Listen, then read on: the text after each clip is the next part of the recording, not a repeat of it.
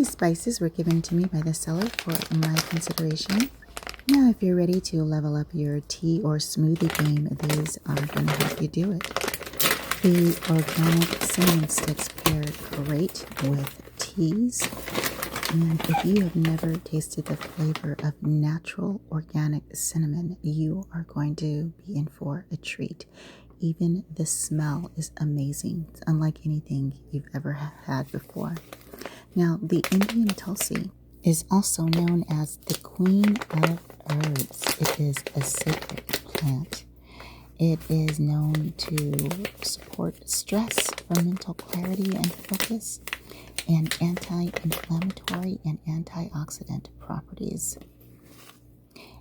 And this is the leafy kind that could be great when used with steeping or with smoothies. Now, the organic Tulsi powder is finely ground.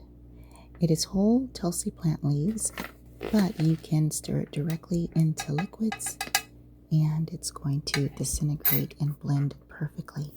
The organic licorice root powder, it's known for soothing the throat, supporting digestion, calming irritated tummies, respiratory support, natural sweetness, all kinds of great things. And this form, this fine powder, is going to give you lots of options as well.